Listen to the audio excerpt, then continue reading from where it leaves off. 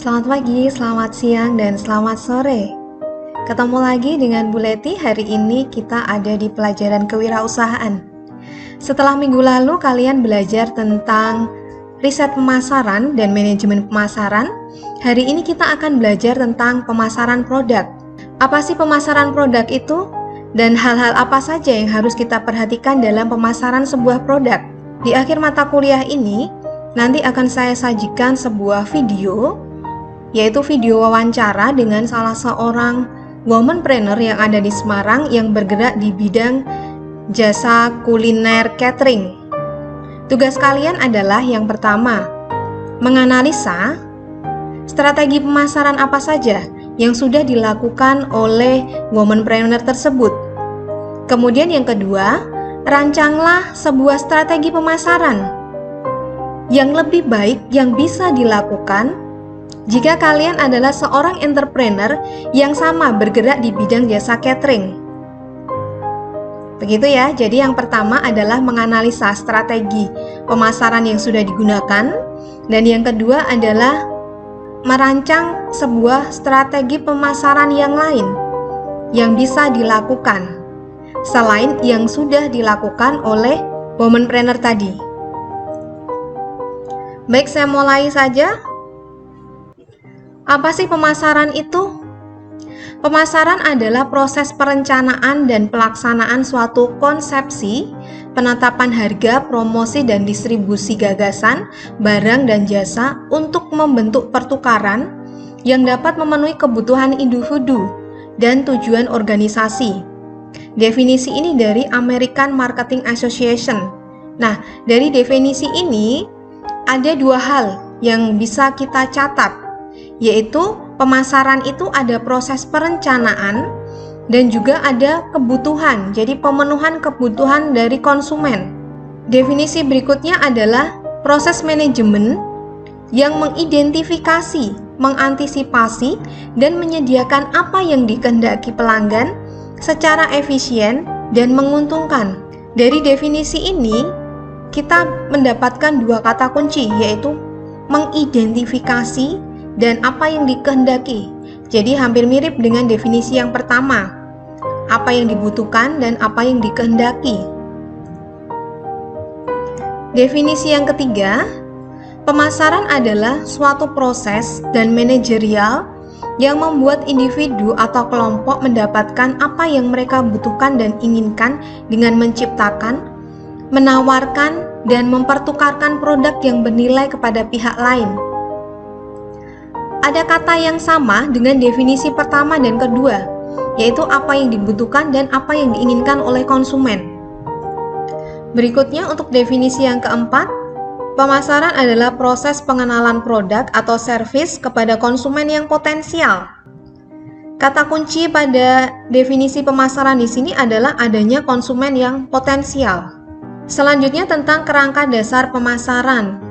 Dari beberapa definisi yang sudah kita pelajari tadi, kita tahu bahwa adanya pemasaran itu diawali dengan kebutuhan, keinginan, dan permintaan dari pelanggan.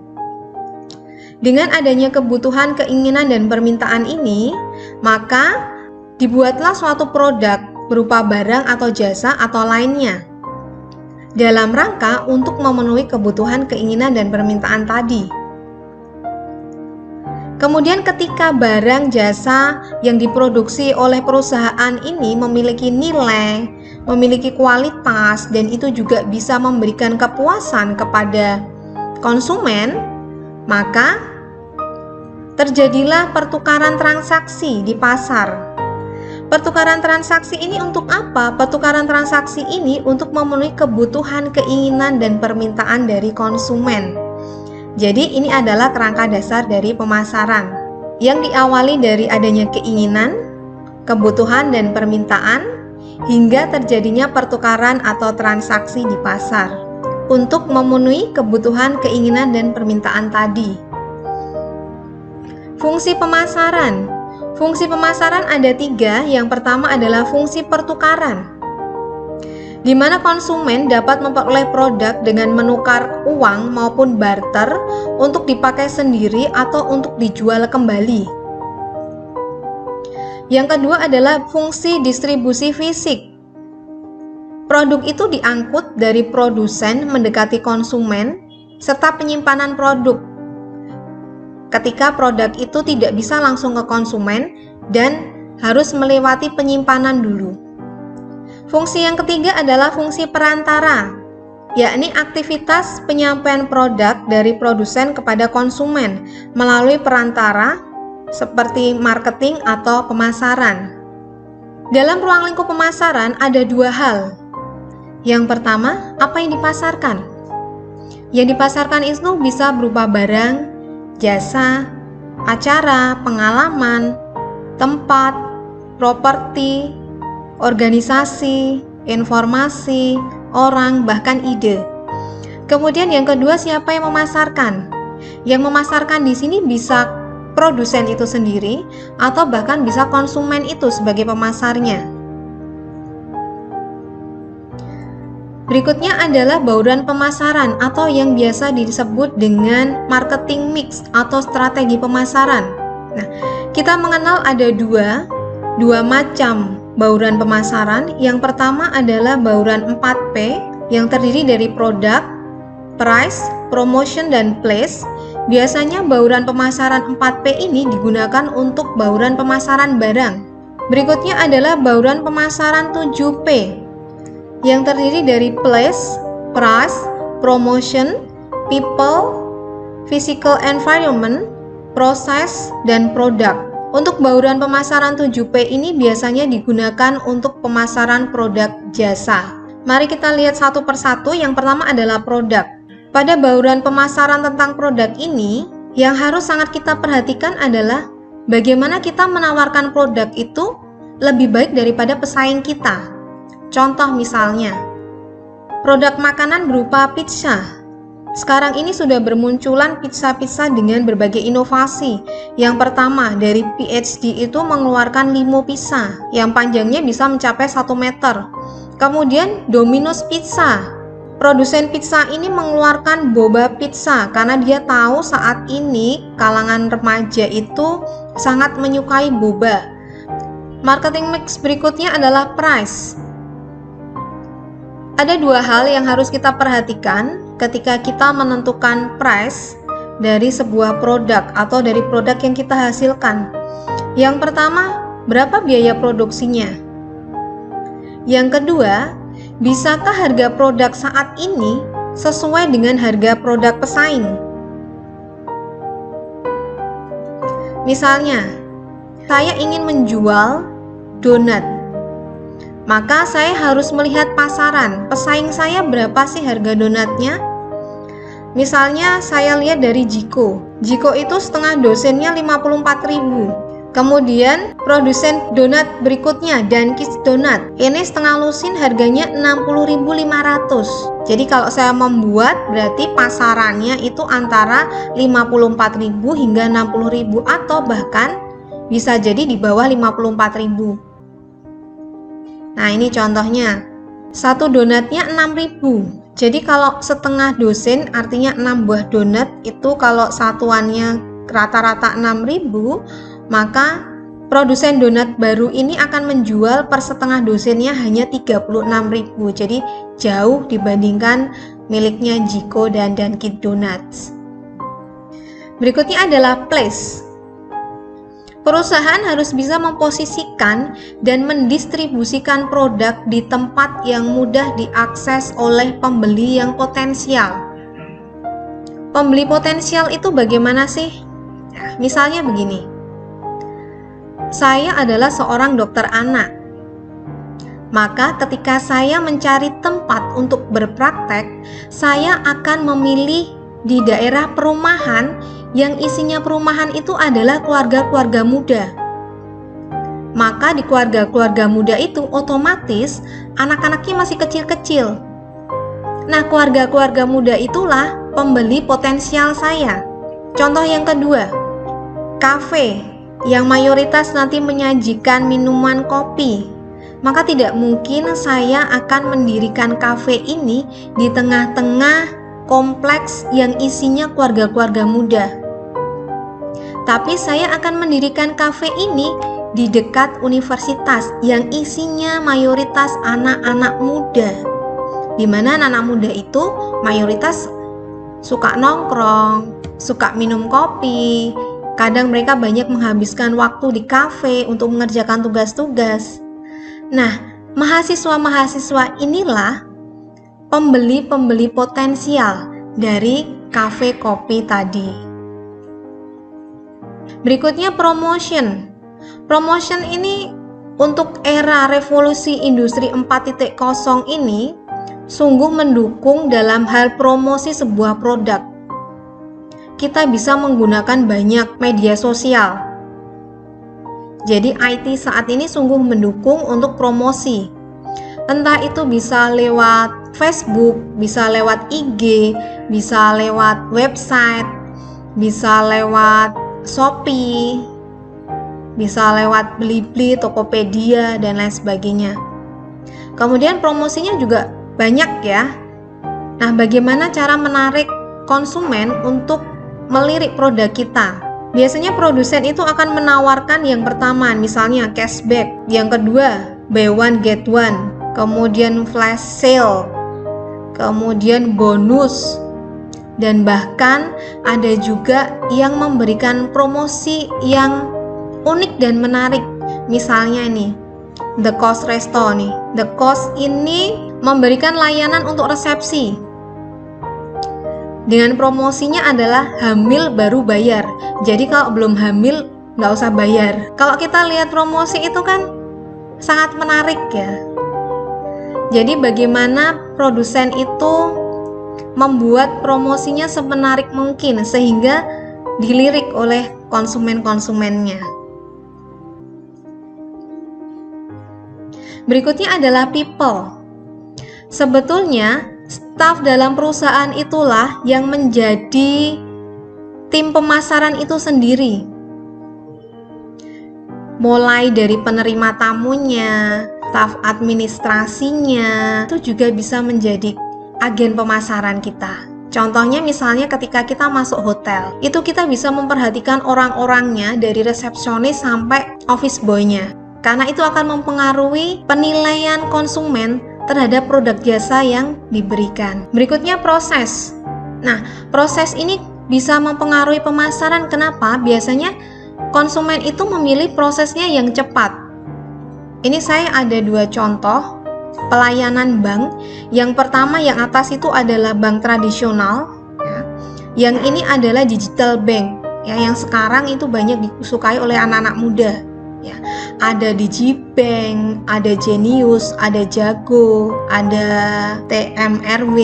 Jadi konsumen itu akan lebih memilih proses yang lebih mudah itu yang mana. Berikutnya adalah physical environment. Contoh, ketika kita mau memesan sebuah hotel, apa sih yang kita lihat? Pasti kita searching dulu, kamarnya kayak apa? Ada kolam renangnya nggak? Tempat main anak seperti apa? Ya, itu physical environment yang bisa menjadi agen pemasaran.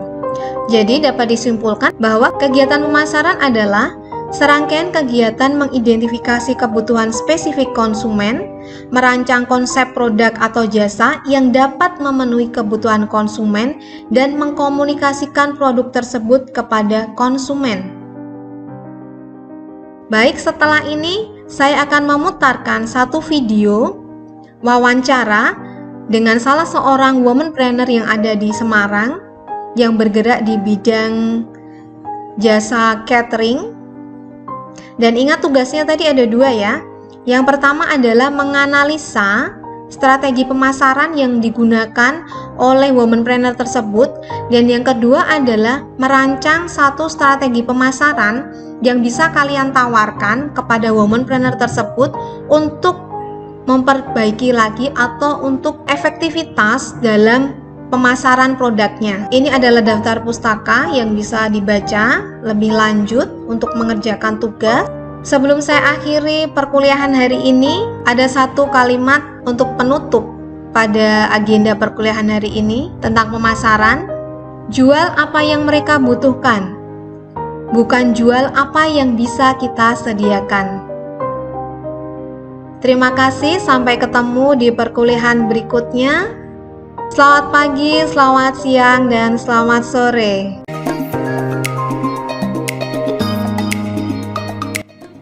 Halo, selamat pagi, selamat siang, dan selamat sore. Ketemu lagi dengan Bu Leti. Hari ini kita akan berbincang dengan salah satu womanpreneur yang ada di Semarang. Siapa dia? Ibu Seri, salah satu pengusaha jasa catering yang ada di Semarang. Catering apa ya, Bu? Catering snack. Oh, catering snack. Jadi khusus untuk snack-snack ya. Sejak kapan ya, Bu, mulai merintis usaha catering ini, Bu? Oh ya, saya mulai merintis itu sekitar 3 tahun yang lalu. Apa sih yang membuat Ibu memilih usaha di bidang catering? Kenapa nggak usaha yang lainnya gitu, Bu? Ya, yang pertama kalau melakukan sesuatu itu yang disukai, dengan baking begitu suka. Kemudian yang kedua, kalau snack itu tidak begitu melelahkan ya, jadi tenaga kemudian hasil itu istilahnya lebih banyak hasilnya. Usaha catering snack itu lebih banyak hasilnya. Ya. Di perumahan Ibu, apakah sudah ada usaha catering seperti ini, Bu? Kalau usaha catering itu hampir banyak ya, di semua tempat itu banyak ya. Kalau di perumahan Ibu sendiri sudah ada, Bu? Ada Di sekitar? ada beberapa, iya. Apa yang membedakan catering Ibu ini dengan catering yang sudah ada di sekitar rumah Ibu? Yang membedakan, pertama saya lebih suka pada snack-snack yang kekinian. Khusus Ya, snack kekinian iya, ya, kekinian. jadi punya ciri khas sendiri ya, Iya. Bu ya. Berikutnya makanan apa saja, Bu, yang Ibu layani? Biasanya itu saya menawarkan apa yang diinginkan begitu. Jadi bahkan kadang pernah ada yang belum pernah saya buat begitu. Saya mengatakan iya bisa. Sekarang kan bagaimana kita bisa memberikan servis yang baik begitu. Pelayanan ya, Bu? Pelayanan. Iya, Iya, betul, pelayanan. betul. Jadi apa yang mau diinginkan, berapa budgetnya begitu. Jadi kita menyesuaikan. Dan biasanya saya membuat itu yang bahannya premium. Oh, premium. Ya, premium. Ya memang akhirnya jatuhnya agak tinggi ya. Nah, snacknya ya. Tetapi ketika orang mengkonsumsi itu menjadi puas begitu. Jadi langsung kesan yang pertama enak begitu. Ya karena memang bahannya memang premium. Kalau boleh saya garis bawahi, berarti Ibu itu melayani pembeli, memenuhi keinginannya dan kepuasan pembeli. Iya, betul. Ya, betul. Konsumennya supaya puas gitu ya, Bu ya. Inovasi apa saja, Bu, yang sudah Ibu lakukan? Kalau kita tahu kan di luar sana banyak sekali catering ya, catering ada banyak. Kira-kira inovasi apa saja yang sudah Ibu lakukan? Biasanya pada topping ya, kita sekarang inovasi pada topping. Kalau di Lens Snack bisa dilihat ya, di Lens Snack itu saya juga punya ID-nya di sana. Itu bahannya dessert. Oh, bisa. Dessert. Tetapi dari konsumen pengennya apa, kekinian apa? Yang sekarang itu Oreo, keju, kemudian biskuit. Nah, itu juga kita mengikuti apa yang tren saat ini. Oh, Jadi ya itu lebih fleksibel begitu. Mengikuti tren, memenuhi keinginan pelanggan dan mengutamakan kepuasan konsumen. Lens Snack, ada brandingnya seperti apa, Bu, gambaran brandingnya?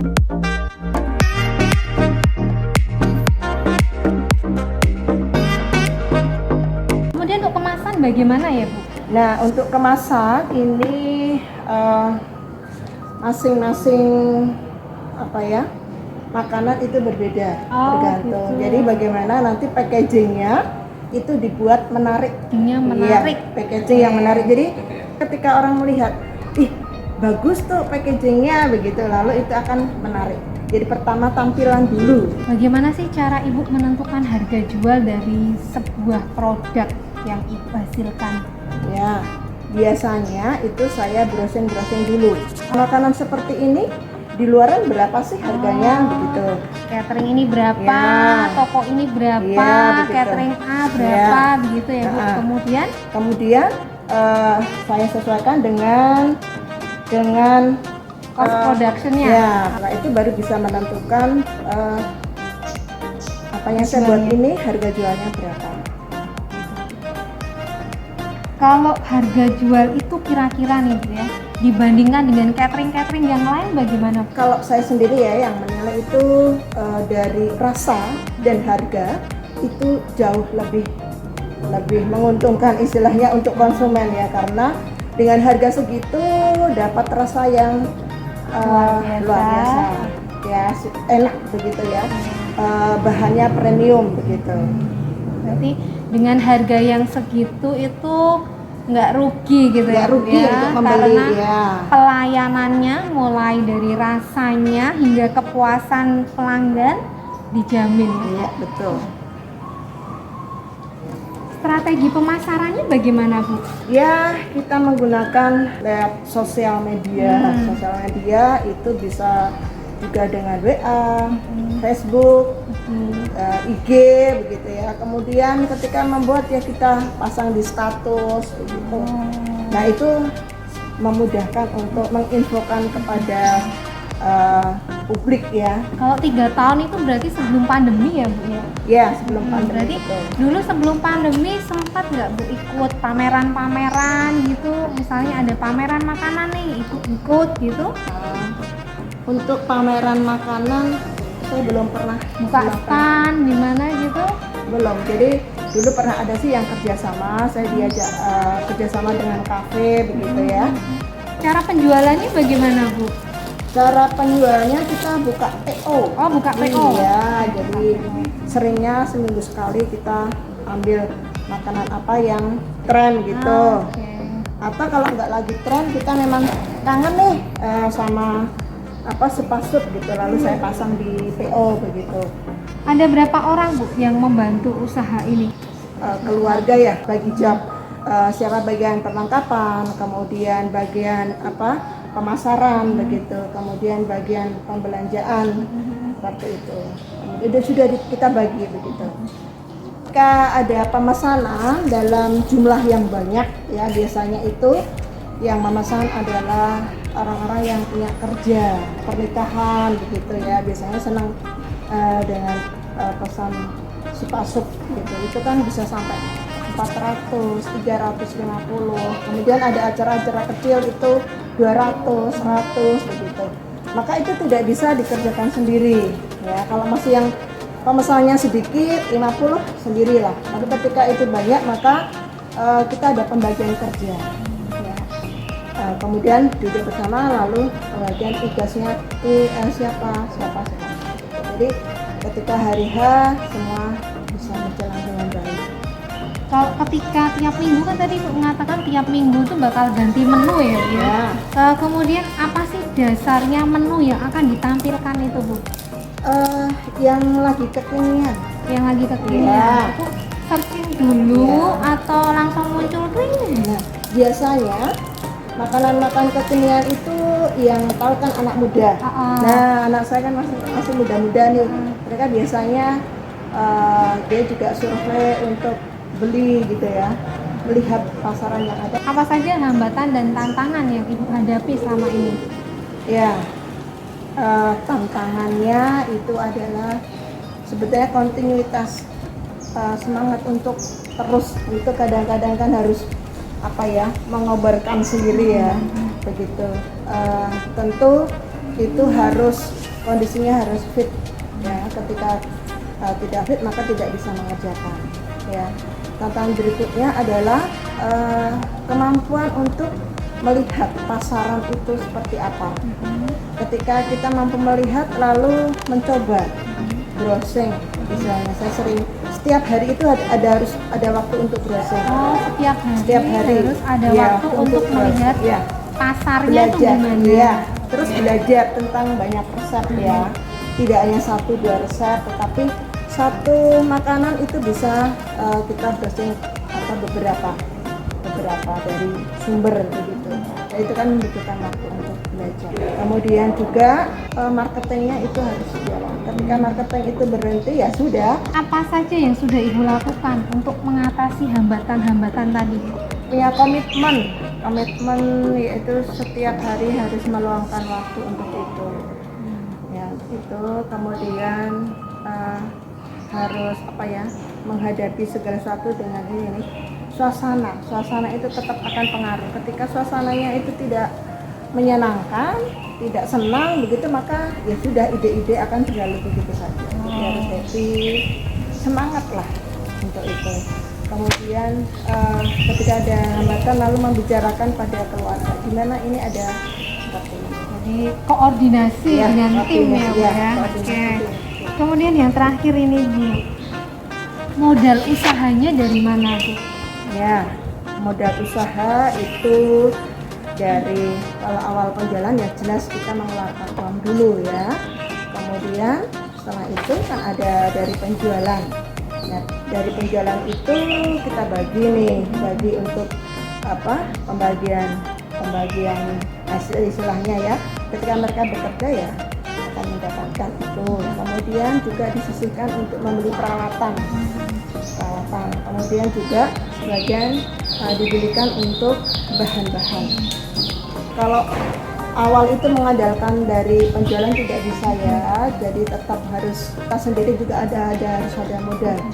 Ya di awal itu pernah ada pemesanan supasuk, waktu itu 400 piece itu saya belum punya oven besar ya. Kemudian saya mengatakan gimana tuh untuk penyajiannya nanti, ya saya sanggup, padahal untuk melayani sebegitu banyak harus punya oven besar. Nah dari pemasukan itu lalu untuk pembelian Peralatan. ya. Baik Ibu Seri, terima kasih sekali waktunya. Boleh belajar dengan seorang womanpreneur yang ada di Semarang, salah satu pengusaha di bidang jasa yaitu catering. Sampai di sini dulu perjumpaan kita. Selamat pagi, selamat siang, dan selamat sore.